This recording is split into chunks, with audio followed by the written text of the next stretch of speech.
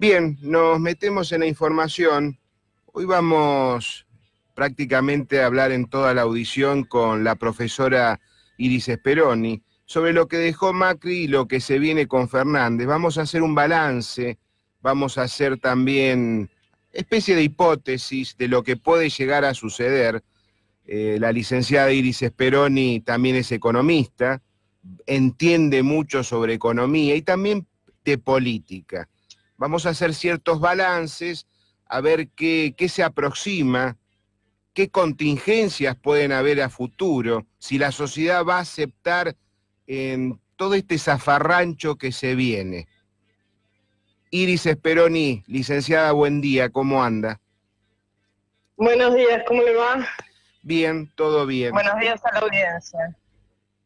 Bien, Iris, como bien dije, se va un Macri que peyorativamente le habían puesto el gato, no sé si lo decían porque era un gato realmente saltador de paredes o era un gato que conquistaba mujeres, lo digo en forma peyorativa. El tema es que el gato dejó un país totalmente en banda, un mentiroso total. Yo lo voté y me expreso de esta manera porque tengo mucha bronca. Les abrió la puerta al pasado, por eso volvieron a ganar los PJK. Ya venimos desde hace 12 años anteriores al PJK de una destrucción constante de lo que es la economía, de lo que son derechos, etc. Y ahora se suma lo que se viene. ¿Usted cómo lo ve como una especialista? ¿Está al tanto? Especialmente del campo. Después vamos a hablar un poquito sobre el tema del campo. Usted también es especialista sobre el tema del campo. A ver cómo el campo ve esta situación. ¿Qué balance me puede dar usted de lo que deja Macri? Después vamos a hablar de lo que se viene. Bueno, para mí Macri es una continuación de lo anterior, solo que llevado, digamos, a un paroxismo. Perdón, tengo retorno cuando en la línea, ¿puede ser? Ahí está el técnico solucionándolo. Perfecto. ¿Ahora? Perfecto, para mí perfecto.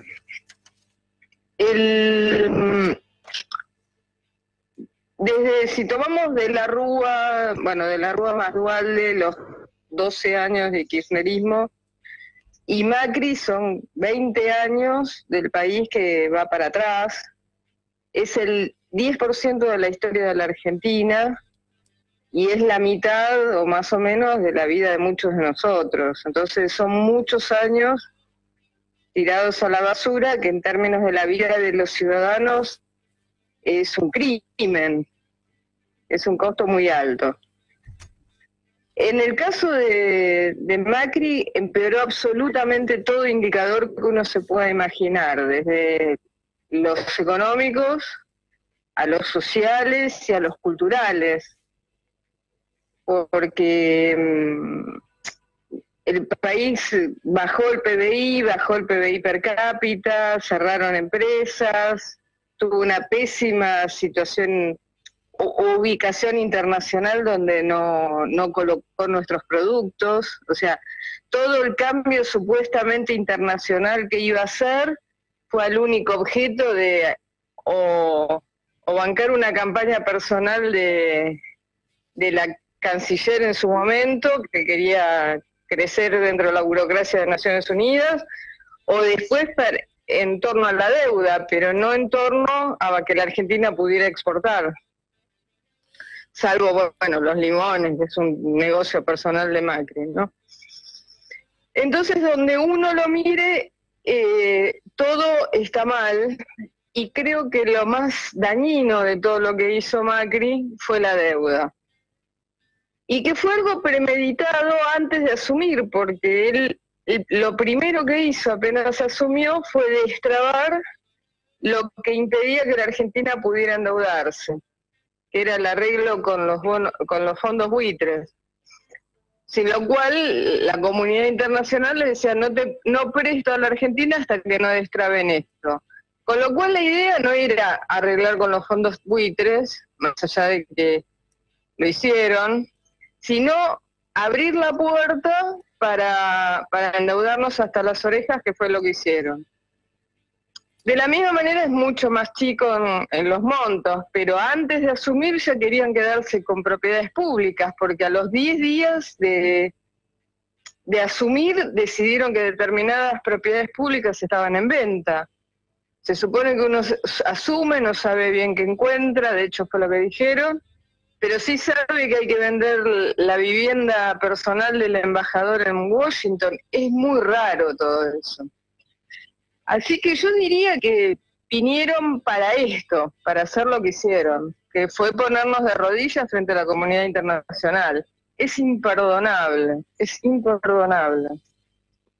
Bien, sabemos fehacientemente que se va Macri, hoy asume el nuevo presidente de la Nación, pero Macri dejó muchas pymes en bancarrota, dejó muchos comercios hecho pelota, hablando a mar y pronto, mucha gente en la calle. Tal cual. Se calcula que más o menos dejaron alrededor de 1 millón de personas sin dignificar. Desde que asumió Macri, perdieron trabajo aproximadamente 250.000 personas por año. Esa es la estadística que estamos manejando con números privados. Ahora fue una guerra contra el pueblo de la nación. Fue una guerra de la casta política contra el pueblo de la nación argentina. Yo no sé por qué no se ven esos términos, porque si nos hubieran invadido, no sé, los brasileños, no sé si dejan 1 millón de personas sin trabajo. Exacto. Realmente han declarado la guerra contra nosotros. Exactamente, es como decía usted, ¿no? Han hecho cosas que llaman mucho la atención, como por ejemplo esas ventas de propiedades, pero yo creo que hay cosas mucho más graves que con el tiempo se van a destapar.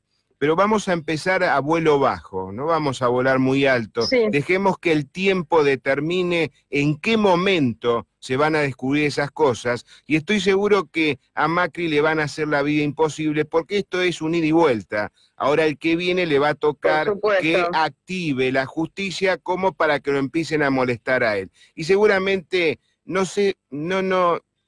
mire, Iris, no pateo ni para uno ni para el otro, me considero bien patriota, para mí la política le está generando mucho daño a la Argentina, así que no comparto para nada las actitudes de ningún político argentino.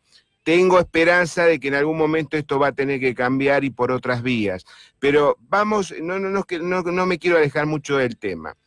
Voy a poner ejemplos. Acá estaba leyendo, en todas las empresas que estuvieron en la bolsa perdieron durante la era Macri 36.000 millones de dólares, bajones del 56%. Muchas empresas se retiraron de la bolsa, por ejemplo, cuando la bolsa de comercio en los peores momentos de la historia iba ganando. Pero siendo Macri empresario y estando rodeado de CEOs, le hacía perder plata a las empresas. Increíble, ¿no? Otro tema.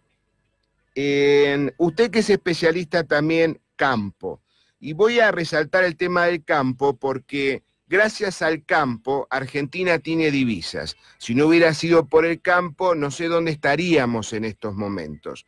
¿Cómo ve usted el panorama del campo en la era Macri y cómo lo ve ese productor en lo que se avecina? Porque el próximo gobierno que asume hoy van a aplicar mayores retenciones, van a empezar a molestar nuevamente como los molestaban en las gestiones anteriores. ¿Cómo ve ese panorama?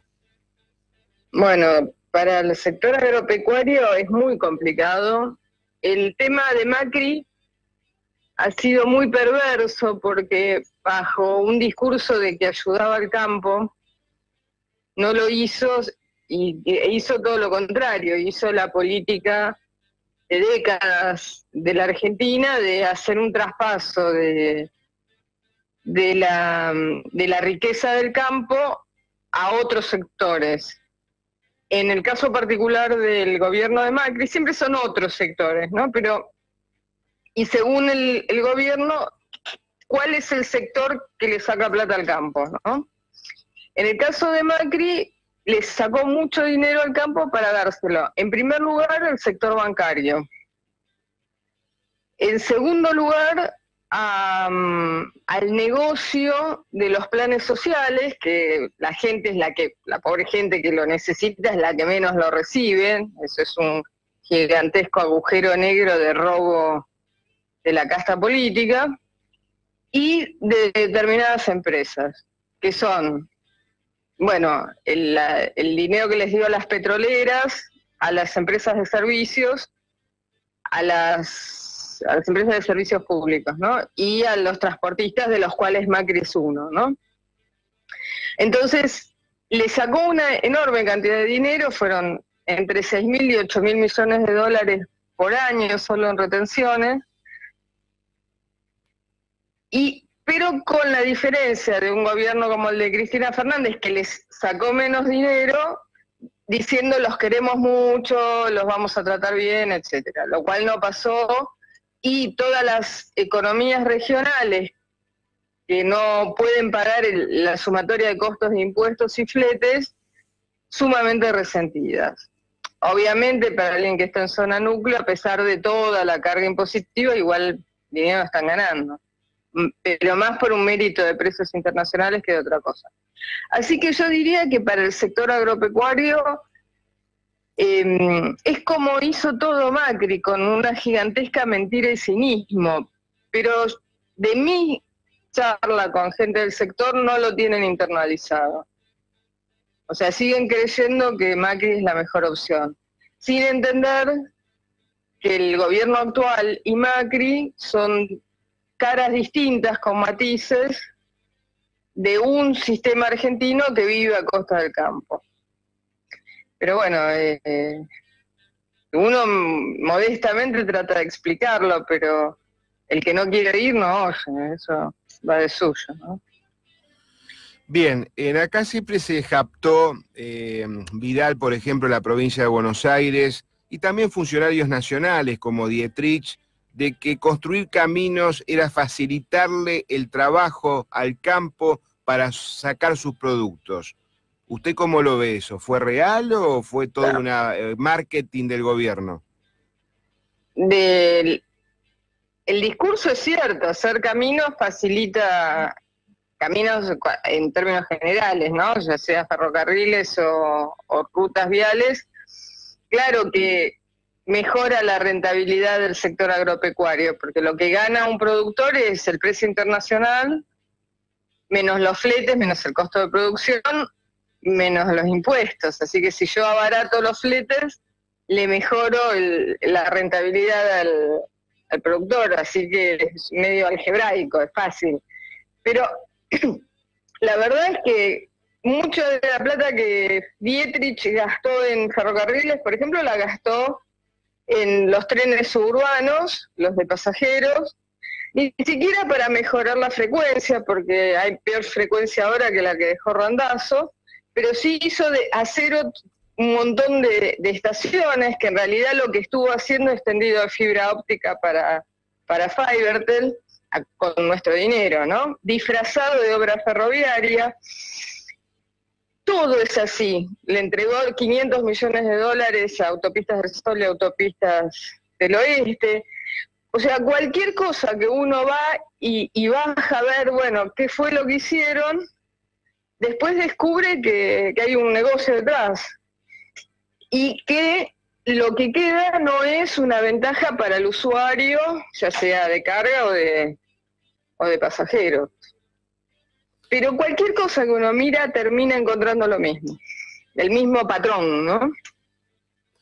Bien, ahora si el oyente presta atención, de a poquito estamos largando información, y usted también está largando información muy interesante con respecto a esa tirada de coaxiles o fibra óptica de Fibertel. Seguramente eso, vuelvo a repetir, con el tiempo se va a descubrir cosas más feas, más interesantes, ¿no? Que a Macri lo van a perseguir, en el buen sentido de la palabra. Me refiero a investigaciones judiciales. Sí, la persecución criminal. Por eso utilizo la palabra perseguir. Ahora bien, Hay cosas que pasaron muy por arriba y se publicaron en muchos diarios del interior. Por ejemplo, la construcción de puentes. Creo, eso acá se divulgó en el programa cuando se inició Yugo Libertad, pero pasaba desapercibido. Puentes que se quebraban, se venían abajo, medio parecido a lo que le sucedió a Scioli en ciertas épocas, o disfrazar obras diciendo de que acá se va a construir un puente, nunca se construyó y el dinero estuvo. Dicen que en obras públicas se gastó 100 millones de pesos en un puente, pero el puente no está. Ahí le doy la derecha, Iris, cuando dice usted que no hay mucha diferencia al gobierno del gato Macri con el kirchnerismo. Pero vamos a avanzar sobre este tema. A veces llama mucho la atención de la cantidad de dinero que se fue, de la gran cantidad de dinero que le pidió al Fondo Monetario Internacional, y ahí ya voy a abusar de su conocimiento como economista, que es, ¿por qué el Fondo Monetario le dio a Macri o a la Argentina tanta plata con los antecedentes que ya tiene la Argentina? Bueno, yo tengo lo que voy a decir ahora, y le pido a la audiencia que preste atención a lo que voy a decir, es una especulación. O sea, que si es verdad o no, se sabrá o no con el tiempo. Digo esto para que no lo tomen como palabra sagrada o como algo que yo pude constatar la documentación. ¿Sí? Quiero ser precisa sobre este punto. Cuando yo dije que venimos de décadas de gobiernos que le quitan dinero al campo para dárselo a otros sectores, hay dos mecanismos para sacarle dinero al campo. El primero es cobrar impuestos y después, mediante subsidio, dárselo a una industria, dárselo a lo que fuera. Eso se hizo con Cristina Fernández, se hizo con Macri. Se cobran retenciones y después se le da subsidio a los colectiveros, por ejemplo, ¿no? No a los colectiveros, a los dueños de los colectivos. A Macri y a Rossi, concretamente. Está bien, ese es un mecanismo. Pero el segundo mecanismo es la manipulación del tipo de cambio. Entonces, Banco Central, le pago a la gente que es dueña de bienes que se pueden convertir en divisa, que son oleaginosos y granos, o aceite, o lo que fuera, y en vez de comprárselo a un determinado precio, se lo compro a otro. Esa diferencia de dinero entre lo que se debería pagar y lo que se termina pagando es una transferencia de dinero entre el sector agropecuario en el sentido extenso del término. O sea, los productores rurales más la agroindustria que exporta, o qué sé yo, la maquinaria agrícola que exporta, para transferírselo a otros, a la UIA no exportadora que tiene que importar, y al sector bancario. ¿Por qué al sector bancario? Porque el sector bancario, por ejemplo con Macri, pone pesos en la ELIX y después convierte esos pesos en dólares y gira esos dólares al exterior. Si tuviera que comprar los dólares a precio de mercado, esto es a lo que los exportadores lo quieren vender, giraría una cantidad de dinero. Pero si el Banco Central se lo vende más barato, gira más dinero al exterior. ¿Por qué? Porque con la misma cantidad de pesos compró más dólares. ¿Hasta acá pude explicarlo bien? Pero más claro que el agua. Bueno, me está enervando mucho, perfecto. Iris. Perfecto. Entonces, si yo hago eso, tengo un tope del dinero que puedo transformar en dólares, que es la cantidad de dólares que me provee el sector agropecuario. Tengo un máximo. En las cuentas finitas, el máximo posible es la cantidad total de exportaciones. Pero si yo me endeudo en 50.000 millones de dólares con el Banco Central, con el Fondo Monetario, puedo hacer el mismo truco por 50.000 millones de dólares más. Y que la diferencia se paguen con exportaciones de los próximos 20 años, o sea, el dinero prestado. Con lo cual yo estoy acelerando o concentrando en 4 años lo que podría ser una expoliación de 20 años. Ajá. Eso es algo organizado entre el Fondo Monetario, los fondos de inversiones y los funcionarios de Macri, que serían básicamente Caputo y Duhovne. Bueno, y Sturzenegger. Es un gigantesco fraude a todos nosotros, y que el mecanismo es ese. Se endeudaron, ¿para qué? Para poder vender dólares baratos. Yo escribí una nota sobre esa que dije algo así como una campaña electoral que costó 9.600 millones de dólares. Venden los dólares baratos, una parte de esos dólares va para que una empleada administrativa de tribunales pueda hacer su viajecito a París por despegar, pero la gran cantidad de ese dinero va al sector financiero, que convierten los pesos de las LELIQs o de cualquier otro, bonos del tesoro o cualquier otro instrumento en pesos, en dólares, y se los lleva. Eso es lo que financió el Fondo Monetario. Pero hay otro tema más sobre el Fondo Monetario que yo creo que Fernández podría hacer algo, pero no lo va a hacer, y es que no sabemos cuánto dinero prestó el Fondo Monetario. No se hizo, y yo creo que no se va a hacer, una auditoría entre el dinero que las autoridades del Fondo Monetario dijeron que salió del Fondo Monetario y el dinero que llegó a la Argentina. Porque ahí puede haber una diferencia que involucra en el fraude al Fondo Monetario a autoridades como Lagarde. Lagarde tiene varias causas por estafa, el Estado francés. Por eso la metieron en el Fondo Monetario, para darle inmunidad diplomática respecto de la justicia francesa. Sí, es verdad. No sé si alguien se va a atrever a hacer esa auditoría, pero podría llegar a ser el fin del Fondo Monetario. Con lo cual, si no se hace, estaríamos pagando dinero que nunca vino a la Argentina. Bueno, sí, es verdad eso. Lagarde tiene muchas causas abiertas sobre fraude ahí en Francia, y a todo eso después la ponen como la responsable de la economía de la Comunidad Europea. ¿Cómo se explica eso? Y bueno, habrá hecho rico a un montón de gente. Esa es la única explicación para el cargo que actualmente tiene. Ahora, además que no sabemos si realmente pasó esto que muchos sospechamos con el dinero del Fondo Monetario, que prácticamente fue una estafa a Trump, como que le vendieron pescado podrido a Trump, si no benefició a determinados europeos que la premiaron con la presidencia del Banco Europeo. No sabemos, eso hay que estar ahí adentro para tener los datos exactos. Yo creo que uno no es necesario hilar fino. Cualquiera que tiene dos dedos de frente se va a dar cuenta de que cosas raras pasaron, y para mí, yo siempre digo que el núcleo de todo esto lo armó Sturzenegger.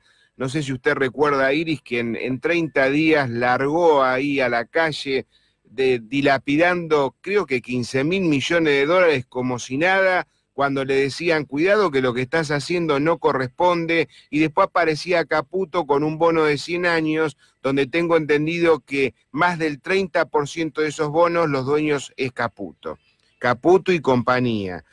Ahí se empezó, digamos, a organizar la gente, con esos dos dedos de frente, con todo respeto, se daba cuenta de que algo raro estaba pasando.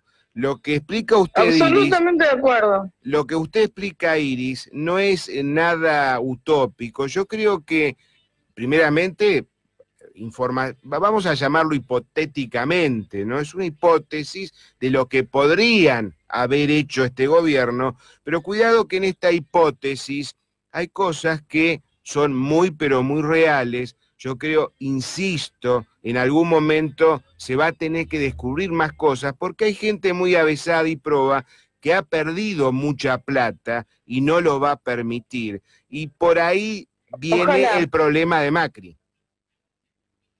¿Qué opina usted? Ojalá. Bien, Ojalá, yo creo que hay cosas que él va a terminar pagando porque son inadmisibles, como las indemnizaciones autopistas del Sol y autopista del Oeste. O sea, es algo muy fácil y muy sencillo para ponerlos a todos presos. Pero todo lo que tiene que ver con deuda y con organismos internacionales, no la parte de la deuda local, ¿no? Pero de organismos internacionales, uno necesita determinada colaboración internacional, y eso es complicado porque todos los gobernantes de los países desarrollados, Trump tal vez menos, pero lo engañaron a Trump y no va a querer quedar como un estúpido, pero todos los gobiernos europeos tienen relaciones muy íntimas con la banca, que son los que les ponen dinero en las campañas electorales, los van seleccionando y poniendo en el lugar. Entonces, cualquier cosa que uno haga para destapar la olla, digamos, del manejo del Fondo Monetario, tiene que tener contrapartes lo que ellos hicieron. De hecho, fondos de inversión específicos. Y lo más razonable, no razonable, lo más esperable es que la justicia internacional y la política internacional termine defendiendo esos fondos de inversión respecto de la Argentina. Entonces, si Macri va a caer preso, no creo que preso, pero sí procesado por mucho tiempo, va a ser más por alguna cosa que nosotros tengamos la totalidad del control del proceso en Argentina que algo que involucre a fondos de inversión internacional. Y respecto de las cosas que hizo Sturzenegger con los bancos locales, como fue pagar los futuros, que yo creo que no los tendría que haber pagado, y después las fiestas de Levax y Lelix, tiene como contrapartida a la banca local. Y la banca local, si bien se ha llevado bien con todo, con cuanto gobierno hubo, ha sido siempre el gran soporte, desde Alfonsín a la fecha, de la Unión Cívica Radical de la capital. Y ha puesto siempre dinero en la campaña y ha sido el artífice de que en el Congreso de Gualeguaychú la UCR votara ir con Macri y no con Massa. Así que suena raro que algún juez federal vaya algún día a fallar en contra de los bancos locales. Ojalá me equivoque, pero creo que hay un manto de impunidad sobre cualquier cosa que hacen los bancos, similar a la impunidad que tienen los bancos franceses con la justicia francesa, etcétera.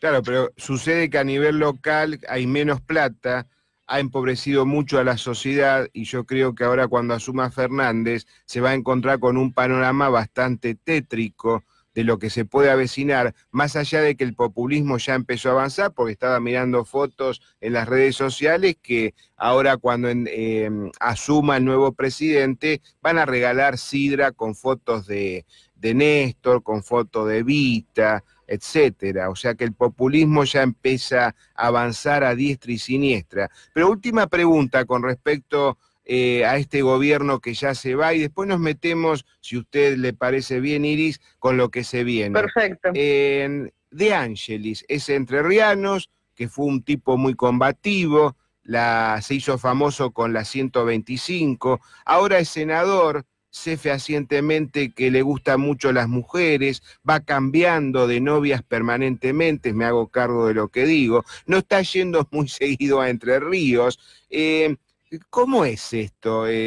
Usted que, vuelvo a repetir, conoce el tema del agro, ¿existen así tantas traiciones dentro de los representantes del agro como existe en la política, o este es un caso especial?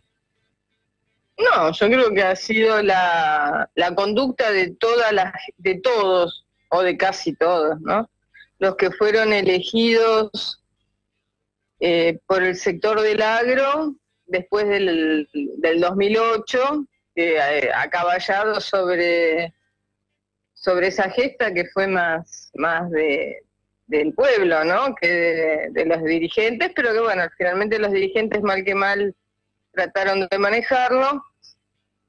todos los que llegaron al Congreso, ya sea como senadores o diputados, tuvieron conductas similares. Yo cosas personales de Ángelis desconozco totalmente, pero sí se han quejado productores, me lo han dicho a mí, de pedirle entrevistas por el tema de caminos rurales y de Ángelis no concedérselas, pero la verdad es que renovó ahora la banca.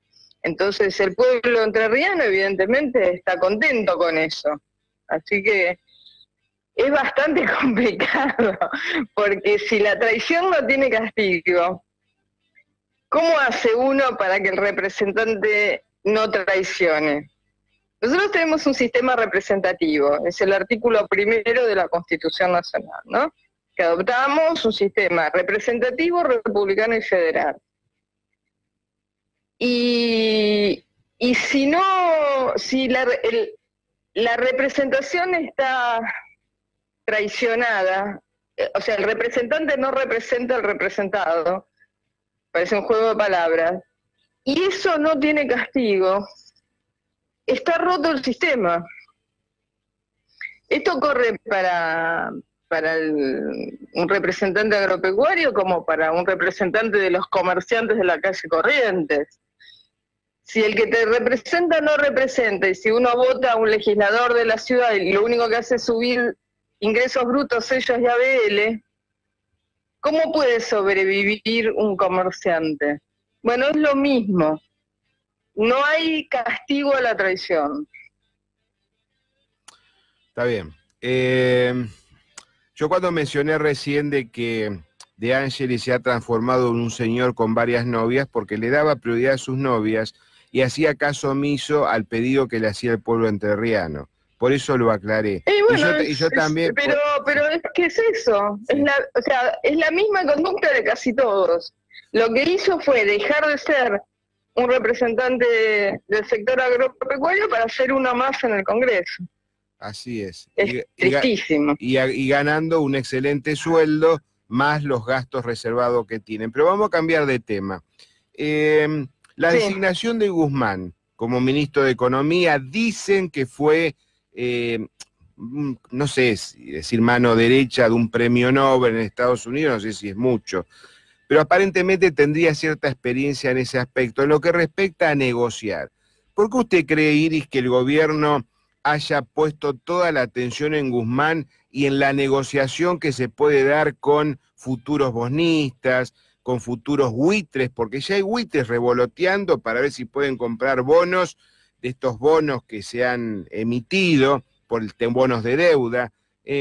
¿Por qué todo el foco puesto en cómo van a hacer la negociación y descartan por largo tiempo el tema de planificar una buena estrategia económica interna? Porque creo que no va a haber una buena estrategia económica interna, pero va a estar todo concentrado... No pareciera. No pareciera, pero se concentran todo en la negociación con el FMI. ¿Por qué están planificando eso exclusivamente? ¿Qué hay detrás? ¿O con qué pretenden avanzar? Porque siempre cuando se organiza la cosa de esta manera, existen cosas raras, que después se descubren con el transcurso de los meses o de los años. Bueno, diría que la deuda externa es el gran problema que deja un montón de problemas, Macri, como 1 millón de desocupados y negocios y pymes cerradas, pero el gran problema que deja es la deuda, con lo cual resulta inteligente poner energía en el principal problema, que es el gran problema, que es la deuda. La deuda tiene varios componentes. Uno son los acreedores externos privados, el otro son los acreedores de organismos internacionales, como el Fondo Monetario y el Banco Mundial, y bueno, el Banco Interamericano de Desarrollo, básicamente.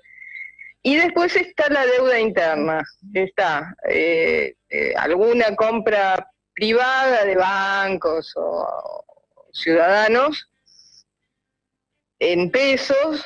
Cuando digo externa o interna es si es en dólares o en pesos. y una enorme deuda del Estado Nacional contra organismos públicos, Banco Nación, Banco Provincia, ANSES, PAMI. Así que una parte lo van a defoltear de hecho, que es la deuda contra el Estado, del Estado contra el Estado. Después, de alguna manera, van a negociar la deuda interna con los bancos, que es lo que yo le digo, que no se van a pelear nunca. No lo hizo Kirchner con los bancos, terminó pagándoles todo, lo cual recordó en un discurso público Cristina Fernández, que les terminó pagando hasta el último peso del bono. Entonces, por eso digo, nunca va a pasar nada con la estafa de los bancos al Estado argentino, porque como siempre hay deuda, siempre terminan negociando. Los organismos internacionales saben que la Argentina no va a pagar y el default va a ser, diría hasta, hay que negociarlo, es complicado, pero lo van a ceder porque saben que prestaron una cantidad descomunal de dinero, que ese dinero se prestó para financiar la salida de fondos de inversión, lo que expliqué en la primera media hora del programa. Entonces, que fue un negocio en lo cual la Argentina solo hizo de contraparte contable, fue un negocio entre los fondos de inversión y el Fondo Monetario. Así que saben que eso tienen que ceder los plazos y habrá mucho fuego de artificio, pero diría que eso sale caminando. Y realmente lo que hay que negociar es la deuda con privados, que es una porción de la deuda. Y ahí lo que van a negociar son plazos o una quita, pero ahí tienen que poner gente que sepa y que la otra parte acepte para no terminar en default y fondos buitres que termina siendo mucho más caro. En esto estoy de acuerdo con el economista Graciano, que dice que todo el mecanismo legal que permite a los fondos buitres comprar deuda soberana para litigar es un vacío legal que en algún momento la comunidad internacional va a tener que resolver, porque es una estafa. En la legislación interna de Inglaterra está prohibido comprar deuda para litigar. Es como un acto de mala fe que invalida la demanda. Pero eso no se ha aplicado en la legislación norteamericana cuando los fondos de inversión van a la justicia norteamericana a pedir pagos, como fue con los fondos buitres. ¿Por qué nadie pidió ese antecedente? No lo sé, pero bueno, la cuestión es así. Así que yo diría que ponerle energía a negociar esa parte de la deuda suena razonable y entendible. Si tiene la gente adecuada para hacerlo, no lo sé. Bien. Pero sí está bien que eso requiere toda la atención que tiene que tener. Bien, se percata constantemente Aníbal Fernández, ha tenido, digamos, no digo una discusión con la nueva directora del FMI, pero tengo entendido que la directora del FMI le había bajado ciertas líneas a Fernández lo que tenía que hacer y Fernández le respondió todo lo contrario, diciendo de que él iba a seguir emitiendo. La palabra emitir, van a seguir fabricando papelitos. ¿Hasta cuándo van a seguir emitiendo y las consecuencias que trae la emisión, Iris? Si emiten como emitió Macri este último año, esto termina en hiper. Así que si no le ponen algún tipo de criterio, esto termina en hiper. Ajá. Le echarán la culpa a Macri, que tienen razón, pero si siguen emitiendo, termina en hiper. Bien, en estos momentos, discúlpeme Iris, en estos momentos con la gravedad que implica, digamos, más la situación social, de finanzas y económicas que vive la Argentina, ¿en qué puede dañar a la Argentina en estos momentos una hiperinflación? Y va a tener un efecto sobre el tejido productivo de la Argentina y comercial gravísimo. Ya lo vivimos, o sea, eso deja un tendal de quebrados, tanto familias como comercios, como pymes y como empresas grandes, enorme. O sea, le beneficia a quien por alguna razón tiene que limpiar un crédito, pero para el resto es un tsunami, es como un terremoto, ¿no? Que viene y rompe todo. Ya lo vivimos. O sea, que eso después tiene su corolario en ACVs, infartos. Es como una guerra. Vamos a salir de Es esa una hiperinflación. destrucción del tejido social. Si esa hiper se llega a concretar, ¿cuánto tiempo tardaría Argentina, con buena política, salir de ese gran atolladero? No, el rebote, por lo menos en las que hemos tenido, siempre ha sido rápido, en menos de un año. Está porque en realidad eso cumple la función de limpiar las deudas y la gente arranca, la que sobrevive, arranca sin deudas. Entonces, arranca con buena marcha, pero bueno, es muy traumático. Bien, Pueden evitarlo, no digo que sea inevitable una hiper, pero tienen que ser mesurados con el manejo de la emisión. para salir de este atolladero, ¿implica, por ejemplo, una inflación así galopante, un dólar a 500 pesos y quita de ceros a la moneda? ¿Puede implicar sobre eso? Bueno, eso lo que va a ser básicamente, que es parte de los rebotes después de las hiper, o de una gran devaluación, es que hay un gran crecimiento de exportaciones. Hoy la Argentina exporta menos que hace 15 años atrás. Un crecimiento de exportaciones, una reducción de importaciones, mayor cantidad de divisas que permite pagar deuda, permite incentivar la producción agropecuaria, y eso forma parte del engranaje que empieza a moverse. Eso fue lo que vivió La Baña después de la devaluación con Dualde. Pero vuelvo a lo mismo, vuelvo a lo del 2002. Eso mucha gente lo paga con más pérdida de trabajo y pérdida de patrimonio, con un agravante, y es que la Argentina o los argentinos tenían más capital familiar en el 2002, cuando Dualde y la UIA, porque eso fue una decisión conjunta, Dualde y la UIA deciden devaluar, respecto de cómo está la gente hoy, que viene de 4 años de pérdida de trabajo, de quiebras de empresas, de cierre de negocios. Entonces, hoy estamos con menos resto para aguantar un 2002 que en el 2002. Claro, eso lo hace la Con lo situación. cual yo sería sumamente cuidadoso con la decisión de una hiper o una mega devaluación como solución, que lo es claramente, pero como solución del problema de la deuda pública actual. Bien. El nuevo gobierno trabaja en 3 medidas: emergencia económica, impuestazo y un bono para mejorar ingresos. Hay especialistas, anoche estaba leyendo las redes sociales, como por ejemplo el señor Bermejo, decía, se van a mandar la gran machinea. ¿Puede que todo este condimento que van a aplicar puede hacer zafar un poquito al gobierno? ¿Qué opina usted? No, yo lo he dicho en muchas charlas y disertaciones, tengo una posición extremadamente negativa contra el señor Machinea. Creo que ha sido artífice de las grandes traiciones a todos nosotros.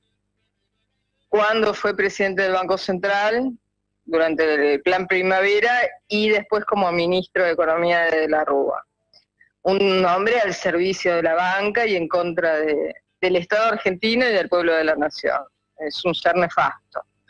Sturzenegger es uno de sus alumnos directos, pero no es el único.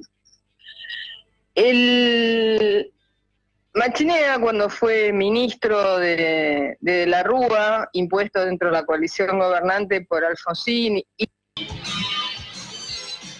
Bien, volvimos, 8:49 de la mañana, le estaba diciendo a Iris que es tan apasionante lo que estamos hablando, que estamos largando datos que son pero muy, muy interesantes. ¿Me escucha, Iris? Sí, sí, lo escucho. Bien, seguimos con el tema de Machinea. A ver, ¿qué había hecho Machinea para aquellos jóvenes que Machinea no recuerdan? Cortito, apenas asumió como ministro de Economía de la Rúa, puso un impuestazo. Porque, bueno, cuando asumieron dijeron que tenían problemas fiscales, hicieron una pésima lectura de la situación. En realidad, Roque Fernández había entregado muy bien las cosas, pero la Argentina estaba saliendo del impacto de una devaluación del real que había hecho unilateralmente y sin avisar Brasil. O sea, era un tema totalmente externo y fortuito. Entonces lo que decidieron es aumentar los impuestos. Y eso planchó la recuperación que ya había de que el país ya se estaba recuperando de la devaluación brasileña. Y mató todo. Y entró todo el gobierno de la Rúa en una meseta de la cual no se recuperó hasta que se fue. Un estado recesivo como el actual, que venimos de quiebras de pymes, cierre de negocios y 1 millón menos de empleos, hacer un impuestazo de lo que fuera, no sé, es poner sal en una herida. Es todo lo contrario a lo que hay que hacer.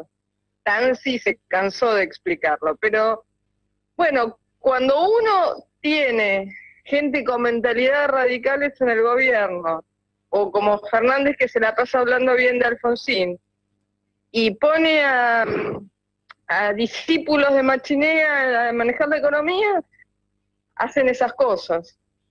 Sería nefasto, yo creo que lo van a hacer, pero sería nefasto. Bien, para ubicarnos en tiempo y espacio, para esos jóvenes que no vivieron esa época, Machinea fue un político, economista, egresó de la Universidad Católica en 1974 y 1978, fue presidente del Banco Central entre 1986 y 1989 y ministro de Economía entre 1999 y 2001. Eso es lo que hizo Machinea en esa época. Última pregunta, Iris, y ya le estoy adelantando el gran agradecimiento y los datos que ha tirado. Ha sido muy, pero muy linda la mañana con ustedes. Última pregunta. Bueno, me alegro. Dígame, si esto se desbarranca, ¿el dólar a dónde se podría ir? ¿Van a poder seguir sosteniendo un dólar a 60, 70 pesos? Estoy observando que el dólar blue cada vez se desboca más. Al haber un dólar blue desbocado y un dólar oficial bajo, ¿qué consecuencia trae? El dólar blue no está desbocado, porque si uno pone lo que han emitido en los últimos 4 meses respecto al valor del dólar de hace 4 meses, hasta diría que el dólar blue está barato. Si la idea es seguir emitiendo y el dólar acompaña la emisión, va a seguir subiendo. ¿No? Digamos que no tiene techo. O tiene el techo de la emisión que hagan. El tener un dólar desdoblado es solo un mecanismo para sacarle dinero a unas personas y dárselo a otras. Básicamente, para sacárselo a los que exportan y dárselo a los que toman dólares, que es básicamente la banca, las empresas que giran dividendos al exterior, como Autopistas del Sol, por ejemplo, y, bueno, alguien que tenga que importar, que es lo menos importante de todo. Así que es eso, siempre que uno ve un desdoblamiento de divisas, lo que tiene que pensar es, le estoy sacando plata a unos argentinos para dárselos a otros. Esa es la decisión que el gobernante toma. Bien, Iris, Ha sido muy, pero muy atenta. No corte, que vamos por línea privada. Muchísimas gracias. Y que pase... Una sola cosa, le Sí. agradezco la invitación y bueno, felicidades para todos. Eso es lo que le iba a desear a usted, un próspero año 2020, nos va a costar, sangre, sudor y lágrimas, pero se avecina un 2020 muy apasionante para aquellos que le gustan la acción. Muy atenta, Iris, que la pase bien. No me corte, por Un favor. placer. No.